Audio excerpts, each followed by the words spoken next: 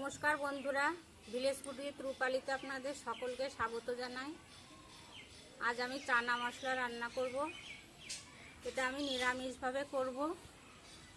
প্রথমে আমি এই পাটনাই ছোলাগুলো ভিজিয়ে রেখেছিলাম, এগুলো এখন প্রেসার কুকারে সিদ্ধ করে নেব।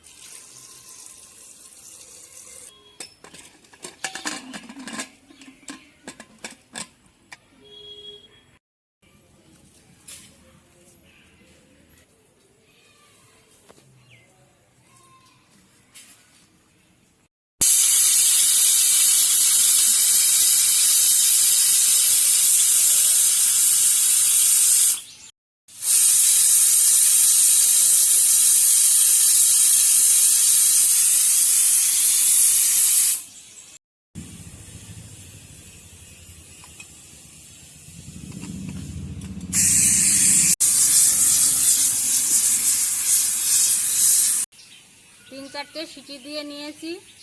মনে হয় ছোলাটা সিদ্ধ হয়ে গেছে। দেখি সিদ্ধ হলে নামিয়ে রাখবো।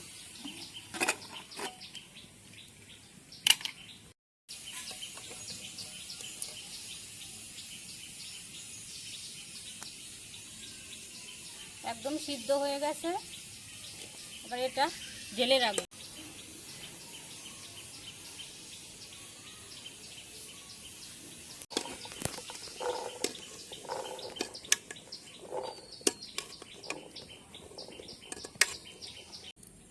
এখানে মশলা নিয়েছি, লবণ, আদা বাটা, লঙ্কার গুঁড়ো, হলুদ, ফোড়নে দেব গরম মশলা, জিরে, সরিষার তেল। রান্নাটা আমি নিরামিষ করব, তাই নারকেল ছোট ছোট করে কুচিয়ে নিয়েছি, এইগুলো ভেজে নেব।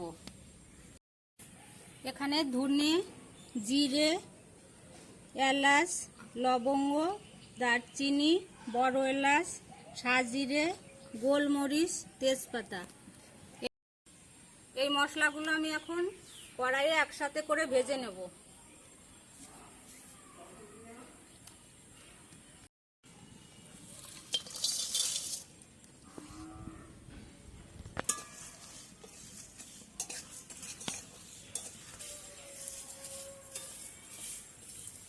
মশলাগুলো ভাজা হয়ে গেছে, তুলে নেব।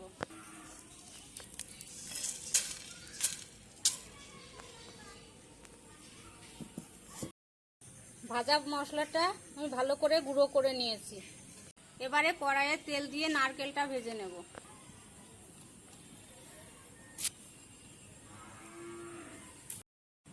তেল গরম হয়ে গেছে, নারকেলটা দিয়ে দেব।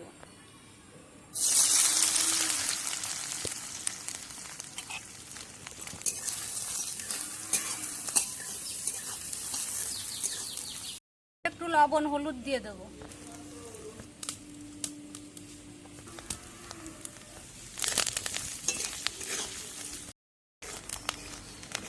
নারকেলটা লাল হয়ে এসেছে, এবারে নামিয়ে তুলে রাখবো।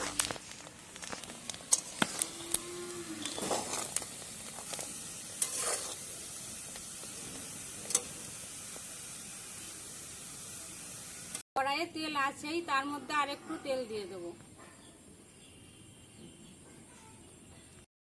তেল গরম হয়ে গেছে, ফোড়নে দিয়ে দেবো জিরে, গরম মশলা, আদা বাটা,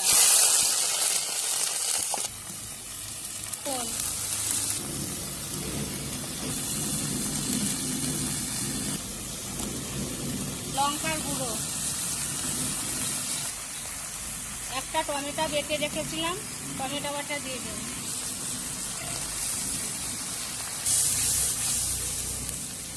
অল্প করে জল দিয়ে মশলাটা কষিয়ে নেব। মশলাটা কষানো প্রায় হয়ে গেছে। যে ভাজা মশলাটা আমি গুঁড়ো করে এনেছি, এর থেকে অর্ধেকটা দিয়ে দেবো।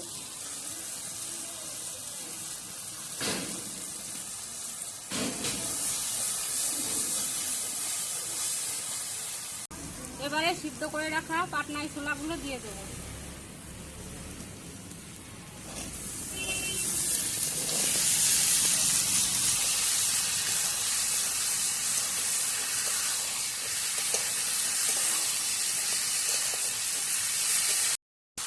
সব মিলিয়ে কষানো হয়ে গেছে, এবারে জল দিয়ে দেবো।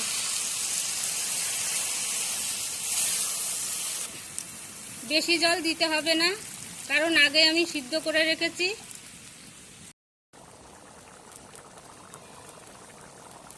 ঝোল ফুটতে শুরু করেছে, ভেজে রাখা নারকেলটা দিয়ে দেবো।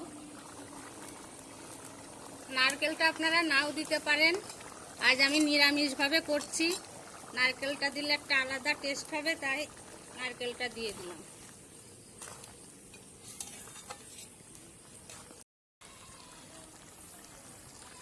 রান্নাটা হয়ে এসেছে, ভেজে রাখা বাকি মশলাটুকু দিয়ে দেবো।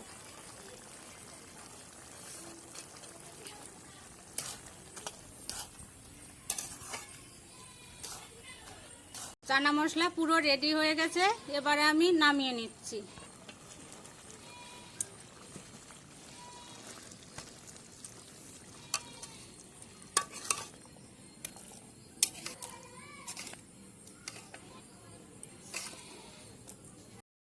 এর উপরে ধনের পাতা ছড়িয়ে দিচ্ছি।